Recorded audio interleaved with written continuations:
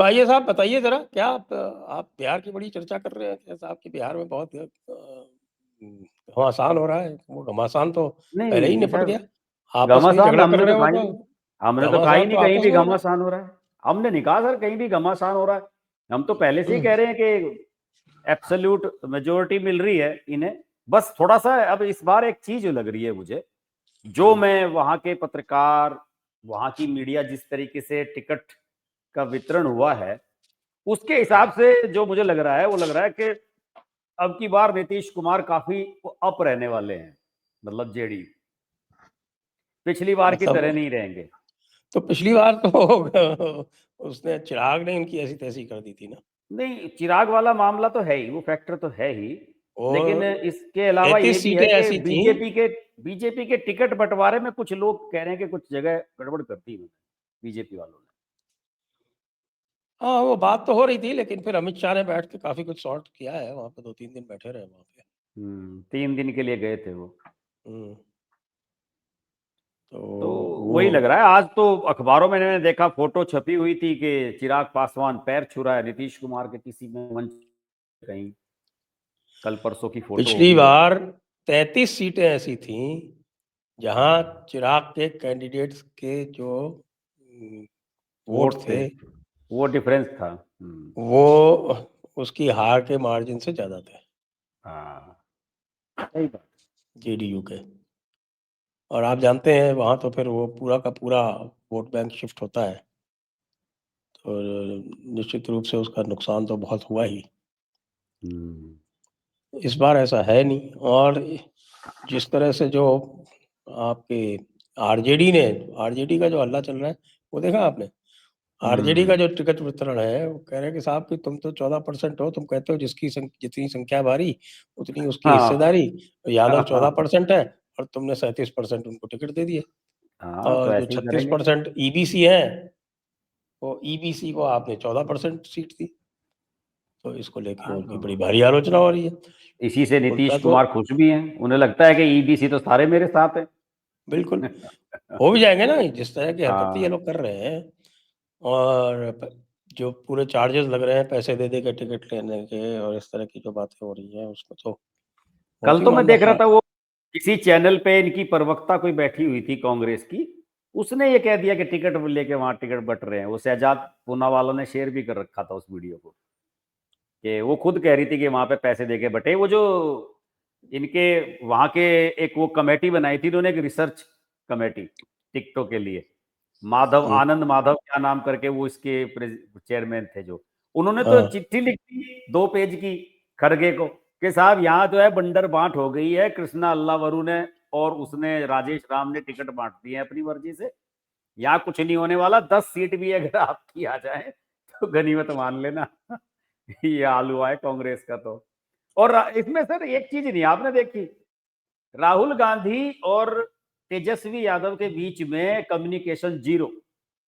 वैसे तो घूम रहे थे ये गाड़ी पे, वोट अधिकार यात्रा, जातीय जनगणना, संविधान बचाओ, उसमें तो ये दोनों गाड़ी पे बैठ बैठ के घूम रहे थे। लेकिन सीट शेयरिंग की जब बात आती है ना, तो ये सबसे बड़ा डरपोक राहुल गांधी है। सीट शेयरिंग और अपने जो एलाइज हैं उनके साथ कैसे एडजस्ट करना है, उस मामले में ये बिल्कुल जीरो है। भाग जाता है मैदान छोड़ के। इन्होंने लालू फोन करते रहे खड़गे को और सोनिया को, राहुल का कोई रोल नहीं है उसमें कहीं भी, किसी भी टिकट में। तो उसने, तेजस्वी ने उसके सामने अपना कैंडिडेट उतार दिया, उनके के सामने, राजेश राम के सामने उसने वही कैंडिडेट उतार रखा है अपना। तो फ्रेंडली फाइट कह रहे हैं ये। कम्युनिस्ट कह रहे थे, मैंने किसी कम्युनिस्ट का बयान पढ़ रहा था, ये कह रहे थे कि साहब इंडिया गठबंधन इंटैक्ट, हमने तो वीडियो भी बनाया, मैं कहा ये जो इंडिया गठबंधन है ये पटना में ही पैदा हुआ, ये पटना में ही दफन हो गया। ये हाल हुआ इनका। यहीं से कहानी शुरू हुई थी। आप याद करो, नीतीश कुमार ने जो पहली मीटिंग इंडिया अलायंस वाली बुलाई थी जून में 2023 हाँ में। हाँ। और ये बिहार चुनाव में इसका समापन हो गया इंडिया अलायंस का। इंडिया अलायंस दी में एंड। तो बड़े पार्टनर थे सर, समाजवादी पार्टी, आरजेडी और कांग्रेस। बाकी तो सब ऐसे ही थे, केजरीवाल, ममता, इन्होंने तो कभी माना ही नहीं इसे। यही तो थे इसके 3 पार्टनर, यही इसकी मान नहीं रहे, बताओ।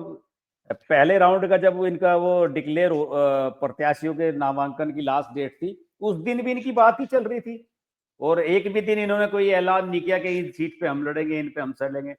जहां मर्जी पर्चे भर दे रहे हैं, सब ऐसे ही हो रहा है। तो मतदाता बेवकूफ थोड़ा ही है कि इन्हें वोट देगा। जो चुनाव से पहले नहीं आपस में बातचीत कर पा रहे, चुनाव के बाद ये क्या करेंगे। और अमित शाह ने बड़ा जोरदार बोला उस दिन। अमित शाह ने कहा कि भाई ये जो तेजस्वी यादव कह रहा है कि मैं हर घर को एक नौकरी दूंगा सरकारी, उसने कहा 12 लाख करोड़ रुपए चाहिए इसके लिए, इसे करने के लिए, जो बिहार के बजट का 4 गुना है। अमित शाह ने तो हिसाब भी लगा लिया और ये बता दिया कि यहाँ 20 लाख नौकरी है कुल, और परिवार है वहां 3.5 करोड़। कहां से दोगे तुम, कैसे दोगे? तो हवा निकाल दी उसकी भी। ये कहानी है साहब इसकी। तो अरविंद केजरीवाल ने आदत खराब कर दी कि झूठ सच बोलो और वोट ले लो।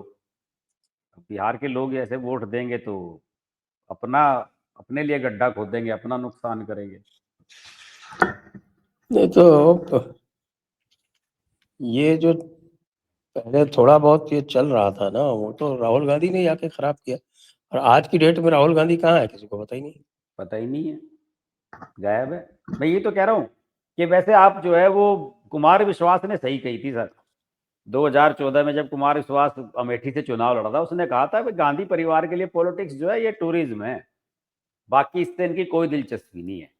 कैसे करना है, वो सीट शेयरिंग कैसे होती है, एलाइज के साथ कैसे बैठना है, तो इसकी कोई इन्हें सेंस है नहीं, इसलिए इनका ये हाल हो रहा है। तो वो तो अपने आप को बॉर्न प्रिंस समझता है ना।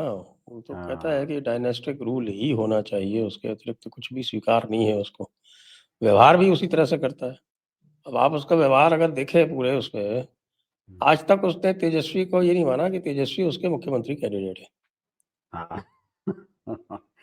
इसी बात को तो बताते हैं और बातचीत बंद हुई है फोन पे। और आप ये बताइए कि भाई साहब जो है, इधर सीट वितरण की बात चल रही है, वो पहले तो साउथ अमेरिका बैठे हैं। हम्म, साउथ अमेरिका से वापस आते हैं तो उसके बाद फिर लोग सोचते हैं कि शायद वो कुछ करेंगे, कुछ गाइडेंस देंगे, कुछ बातचीत करेंगे, कुछ करेंगे, तो वो तुरंत आईजी साहब के फ्यूनरल में चले जाते हैं हाँ, फ्यूनरल में चले चंडीगढ़। जाते हैं। और वहां पे घंटे वाला मिठाई वाला है जो चांदनी चौक में, उसकी दुकान पे जाके बालूशाही बनाने लगते हैं, इमरती।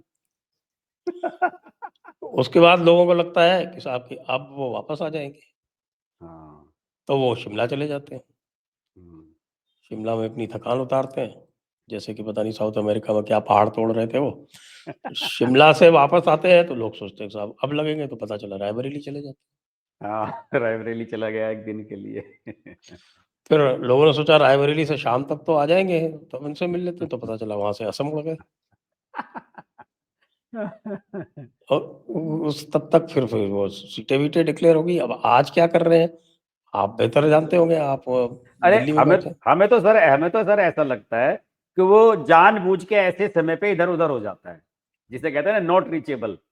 कि अगर किसी को फोन भी मिलाना हो कि साहब हमें टिकट दिलवा दो, हमारा टिकट काट दिया, फलाने को दे दिया, उसको दे दिया, जो फीडबैक लेना होता है लोगों से, तो मुझे लगता है कि वो उससे ही बचना चाहते हैं। इससे डरता है राहुल गांधी, ये काम उसके बस की नहीं है। वो किसी को ना तो कमिटमेंट कर सकता कि मैं तुम्हें टिकट दिलवा दूंगा, या किसी का काट सकता, उसके पास कुछ नहीं है।